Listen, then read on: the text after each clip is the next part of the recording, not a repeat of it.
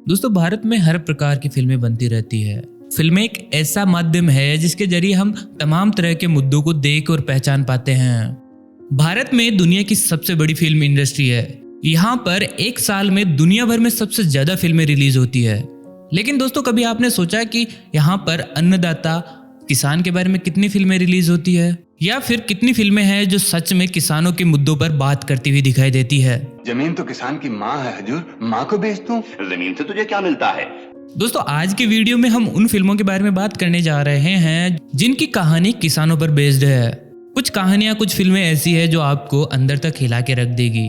Video शुरू करने से पहले आप सभी से रिक्वेस्ट है कि चैनल को जरूर सब्सक्राइब कीजिए और हाँ, ये बेल आइकन दबाना ना भूले ताकि नए आने वाले वीडियोस आपको सबसे पहले मिले। पहली फिल्म है कड़वी हवा। फिल्म की कहानी दो ज्वलंत मुद्दों के इर्द गिर्द घूमती है: जलवायु परिवर्तन से बढ़ता जल स्तर और सूखा। फिल्म में एक तरफ सूखाग्रस्त बुंदेलखंड है तो दूसरी तरफ ओडिशा के तटीय क्षेत्र हैं। बुंदेलखंड कुछ साल पहले भीषण सूखा पड़ने के कारण सुर्खियों में आया था। खबरें यह भी आई थी कि अनाज नहीं होने के कारण लोगों को घास की रोटियां खानी पड़ी थी। कई खेतिहरों को घर बार छोड़कर रोजगार के लिए शहरों की तरफ पलायन करना पड़ा था। फिल्म में एक तरफ चंबल इलाके के नेत्रहीन वृद्ध बाबा है और दूसरी तरफ ओडिशा के तटीय क्षेत्र के गांव का गन्नू है। दोनों प्रकृति की मार से सहमे अपने घर परिवार को बचाने के लिए जी जान से लगे हैं। अंधे बाबा के बेटे पर बैंक का कर्ज चढ़ गया है। वो हर समय कर्ज चुकाने की चिंता में घिरा रहता है। दूसरी ओर बाबा को ये चिंता सता रही है कि कहीं उनका बेटा दूसरे किसानों की तरह मुसीबतों से तंग आकर आत्महत्या न कर ले। गन्नू बैंक का रिकवरी एजेंट है जिसे गांव वाले यमदूत कहते हैं। लोग कहते हैं कि जो भी गांव उसके वसूली क्षेत्र में आता है, वहां के 2-4 लोग तो अपनी जीवन लीला समाप्त कर ही लेते हैं। वह बाबा के गांव में महुआ की वसूली का काम अपने हाथ में लेता है क्योंकि वहां डबल कमीशन मिलता है।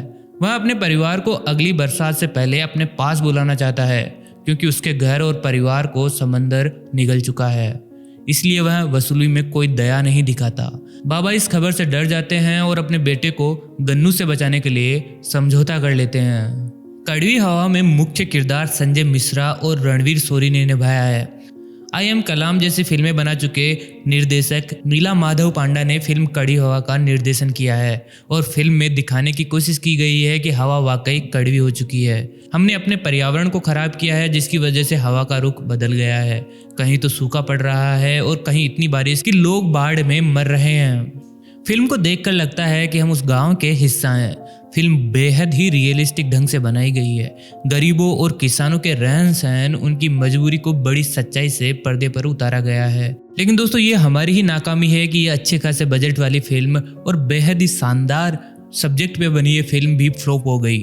हालांकि दोस्तों, इस फिल्म को नेशनल अवार्ड में स्पेशल मेंशन मिला था, लेकिन बॉक्स ऑफिस पर यह फिल्म ज्यादा कमाल नहीं कर पाई। दोस्तों, अगर आपने भी ये फिल्म देखी है तो कमेंट करके हमें जरूर बताइए आपको कैसी लगी ये फिल्म। अगली फिल्म है पान सिंह तोमर। पान सिंह तोमर एक बायोग्राफी फिल्म है जो कि पान सिंह तोमर नाम के एक डकैत पर बनी हुई है। पान सिंह तोमर नाम का एक व्यक्ति जो चंबल में डाकुओं के टोलों में शामिल ना होकर भारत माता की सेवा करने के लिए फौज में भर्ती हो जाता है। लेकिन उन्हें बाद में पता चला कि उनमें बिना थके बहुत दूर तक भागने का हुनर था, जिसे देखकर उन्हें खेलों के लिए तैयार किया गया और फिर सेना में रहकर ना सिर्फ एक सिपाही होने का फर्ज निभाया बल्कि एक होनहार नेशनल खिलाड़ी के रूप में देश का नाम भी रोशन किया। उन्होंने 1958 में भारत की तरफ से स्टीपल चेज में भारत का प्रतिनिधित्व किया। वो लगातार 7 सालों तक स्टीपल चेज के चैंपियन थे। 1972 में पान सिंह तोमर रिटायर हो गए और अपने गांव आ गए। वहां खेती करने लगे, लेकिन गांव के ही एक दबंग बाबू सिंह से उनका जमीनी विवाद हो गया। पान सिंह तोमर और बाबू सिंह के बीच विवाद इस बात पर हुआ कि बहुत समय पहले पान सिंह के पूर्वजों ने बाबू सिंह के पास अपनी जमीन गिरवी रखी हुई थी। जब पान सिंह अपनी जमीन वापस लेने पहुंचे तो बाबू सिंह ने उनकी जमीन को वापस करने के लिए साफ मना कर दिया। पान सिंह लड़ाई झगड़े से दूरी बनाए रखने के लिए, इस विवाद को सुलझाने के लिए अपने जिले के कलेक्टर के पास जा पहुंचे, जहां पर अपने जीवन की उपलब्धियां और मेडल को लेकर गए। लेकिन कलेक्टर ने पान सिंह की किसी भी बात को नहीं सुना और उल्टा उनके मेडल्स और डॉक्यूमेंट्स को फेंक कर उन्हें बेइज्जत करके वहां से निकाल दिया। इसके बाद उन्होंने पंचायत का रुख किया, लेकिन वहां भी उन्हें न्याय नहीं मिला। जब एक दिन पान सिंह घर पर नहीं थे तो बाबू सिंह के आदमियों ने पान सिंह की बूढ़ी माँ को बहुत मारा। घर पहुंचने पर अपनी मां को घायल देख पान सिंह तोमर पूरी तरह से आग बबूला हो गए और फिर उन्होंने गलत रास्ते पर ही सही लेकिन अपना बदला लेने का फैसला किया और यहीं से शुरू हो जाती है पान सिंह तोमर की बागी बनने की कहानी। बाबू सिंह को मारकर उन्होंने अपना बदला पूरा किया और आगे चलकर वो एक कुख्यात डकैत बन गए। इस फिल्म में एक सिपाही से एक डकैत बनने की कहानी है। यह फिल्म एक रियल स्टोरी पर बेस्ड है जिसमें एक किसान को उसकी जमीन से अलग करने पर कितना प्रलय आता है वो दिखाया गया है। दोस्तों आपको बता दें कि इस फिल्म को नेशनल अवार्ड से भी नवाजा जा चुका है। इरफान खान ने इस फिल्म में जबरदस्त काम किया है और डायरेक्ट किया था उनके दोस्त तिग्मांशु धूलिया ने। पीपली लाइव वर्ष 2010 में रिलीज हुई एक व्यंग्यात्मक कॉमेडी ड्रामा मूवी है जो कि किसानों की आत्महत्या के ऊपर आधारित है। फिल्म में ओमकार दास माणिकपुरी, नसीरुद्दीन शाह, रघुवीर यादव, नवाजुद्दीन सिद्दीकी, शालिनी वत्स, मलाइका सेनोई नजर आए थे। फिल्म की कहानी कुछ इस प्रकार है कि एक किसान जो बैंक का कर्जा लेने के बाद उसे चुका नहीं पा रहा होता है और उसी समय सरकार घोषणा करती है कि जिन किसानों ने आत्महत्या की है उनको मुआवजा दिया जाएगा। तभी नत्था नाम का एक किसान सोचता है कि क्यों ना आत्महत्या की जाए और धीरे धीरे ये खबर न्यूज़ चैनल्स तक पहुंच जाती है। उसके बाद टीआरपी के लिए सारे न्यूज़ चैनल उसके गांव में आकर डेरा डाल लेते हैं और नत्था की मौत का इंतजार करने लगते हैं। 83वें एकेडमी अवार्ड की बेस्ट फॉरेन फिल्म कैटेगरी में जगह बनाने वाली फिल्म पीपली लाइव ने दर्शकों की खूब सराहना लूटी थी। इस फिल्म को आमिर खान ने प्रोड्यूस किया था। मंथन देश में इमरजेंसी के दौरान यह फिल्म रिलीज की गई थी। यह फिल्म श्वेत क्रांति पर बनाई गई थी। इस फिल्म में किसानों और पशुपालकों के संघर्ष को दिखाया गया है।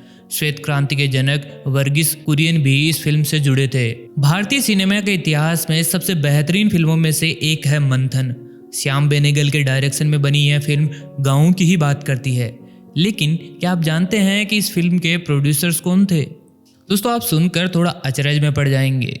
इस फिल्म के निर्माता थे 5 लाख किसान और किसी भी फिल्म को प्रोड्यूस करने वाले प्रोड्यूसर्स की संख्या का यह एक वर्ल्ड रिकॉर्ड है। इस फिल्म को प्रोड्यूस करने के लिए गुजरात के 5 लाख किसानों ने 2-2 रुपए दिए थे। इस फिल्म को 1976 में नेशनल अवार्ड में मिला था। इस फिल्म को ना सिर्फ देश में बल्कि विदेशों में भी अप्रिशिएट किया गया था। आज भी इसे देश की सर्वश्रेष्ठ फिल्मों में से एक माना जाता है। इस फिल्म में उस दौर के बेहतरीन सुपरस्टार्स स्मिता पाटिल, नसीरुद्दीन शाह, अमरीश पुरी और गिरीश कर्नाड जैसे कलाकार थे। उपकार तत्कालीन प्रधानमंत्री लाल बहादुर शास्त्री ने देश के हालात को देखते हुए उस समय जय जवान जय किसान का नारा दिया था। शास्त्री जी फिल्मों का महत्व और प्रभाव समझते थे। उन्होंने फिल्म शहीद देखने के बाद मनोज कुमार से कहा था कि क्यों ना आप मेरे नारे जय जवान जय किसान पर एक फिल्म बनाते हैं।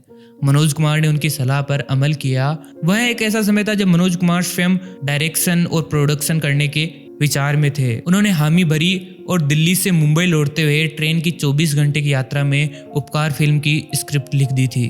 फिल्म की कहानी राधा और उसके 2 बेटे भारत और पूरन की कहानी है। राधा ग्रामीण महिला है जो अपने परिवार को खुशहाल देखना चाहती है।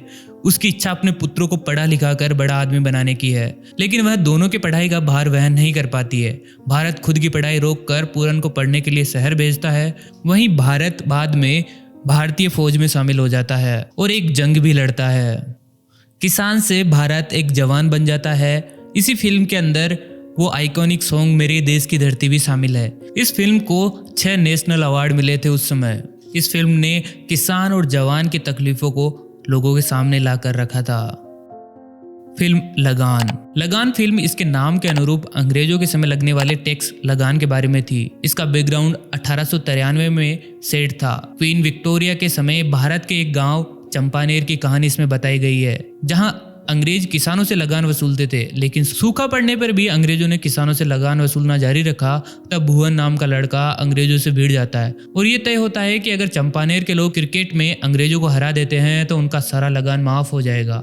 अगर चंपानेर की टीम हारती है तो उन्हें उस वर्ष दुगुना लगान देना पड़ेगा। तब भुवन अपने गांव के सभी लोगों को इकट्ठा करता है और उन्हें मैच खेलने के लिए मनाता है और क्रिकेट खेलना भी सिखाता है। साल 2001 में रिलीज हुई फिल्म लगान अकेडमी अवार्ड की बेस्ट फॉरेन फिल्म कैटेगरी में पहुंचने वाली तीसरी बॉलीवुड फिल्म थी। आशुतोष गोवारिकर द्वारा निर्देशित इस फिल्म में आमिर खान, ग्रेसी सिंह, रेचल सेली और पॉल ब्लैकथॉर्न अहम किरदारों में थे। इस फिल्म में आज़ादी से पहले के किसान दिखाए गए हैं जो अंग्रेज और सूखे दोनों से लड़ते थे। 2 बीघा जमीन। कहानी एक किसान की है जो अपनी 2 बीघा जमीन को बचाने की जंग में अपनी जिंदगी से हार जाता है। फिल्म की शुरुआत किसान और बारिश का रिश्ता दिखाती है। एक सूखे से पीड़ित किसान किस तरह बारिश का इंतजार करता है। फिल्म के किरदार अपने किरदारों को जीते हुए नजर आते हैं। फिल्म के मुख्य किरदार अपनी नैतिक मान्यताओं के बीच झूलते हुए नजर आते हैं। किरदारों के फटे कपड़े, घास फूस के बने घर की टपकती छत, धूप में रिक्शा खींचते किरदार, सबने फिल्म के मैसेज के साथ पूरा न्याय किया है। यह फिल्म बॉलीवुड के गोल्डन पीरियड का एक रियल जेम है जिसे आपको यकीनन जरूर देखना चाहिए। इसे इंटरनेशनली भी कई अवार्ड मिल चुके हैं। Mother India. भारत की महानतम फिल्मों में शुमार मदर इंडिया ने देश ही नहीं बल्कि विदेशों में भी सफलता का परचम लहराया था। कई मायनों में इसे भारत की सबसे ऐतिहासिक फिल्मों के तौर पर भी शुमार किया जाता है। साल 1957 में रिलीज हुई इस फिल्म की लोकप्रियता का असर ही था कि उस साल ऑस्कर अवार्ड्स में सर्वश्रेष्ठ विदेशी फिल्म के लिए इसे नॉमिनेट किया गया था। वह मात्र 1 वोट से यह विदेशी भाषा की सर्वश्रेष्ठ फिल्म का अवार्ड पाने से चूक गई। महबूब खान द्वारा निर्देशित इस फिल्म में नरगिस ने राधा की भूमिका निभाई थी। राधा के पति श्यामू का एक्सीडेंट हो जाता है जिसके बाद वो काम करने में असमर्थ होता है। गांव वालों की शर्म के चलते वो अपना घर छोड़ देता है और बच्चों की जिम्मेदारी राधा पर आ पड़ती है। भूखमरी, तूफान, बाढ़ और पाखंडी जमींदार जैसे कई कठिन हालातों के बावजूद राधा अपने बच्चों को पाल पोस कर बड़ा करती है और फिल्म के क्लाइमेक्स में माँ की भूमिका को नए स्तर पर ले जाते हुए मदर इंडिया कहलाती है। ये भी बड़ा इंटरेस्टिंग है कि इस फिल्म की स्क्रिप्ट फाइनल होने से पहले ही इस फिल्म की शूटिंग शुरू हो चुकी थी। 1955 में उत्तर प्रदेश में बाढ़ आई थी और फिल्म के लिए बाढ़ के दृश्यों को फिल्माने के लिए एक टीम वहां भेज दी गई थी। फिल्म में बाढ़ के सभी दृश्यों को तभी फिल्मा लिया गया था। बाकी की शूटिंग महाराष्ट्र के कुछ गांव और महबूब स्टूडियो में हुई थी। मदर इंडिया दरअसल 1940 में रिलीज हुई फिल्म औरत का रीमेक है। दोस्तों आज का वीडियो यहीं खत्म करते हैं। आपने इनमें से कौन सी फिल्में देखी हुई है और कौन सी आपको सबसे अच्छी लगी, कमेंट करके हमें जरूर बताइए। वीडियो कैसा लगा? अगर अच्छा लगा हो तो लाइक और शेयर करना ना भूले। चैनल को जरूर सब्सक्राइब कीजिए ताकि नए आने वाले वीडियोज आपको सबसे पहले मिले। दोस्तों जल्दी मिलेंगे नई वीडियो के साथ, तब तक के लिए नमस्कार।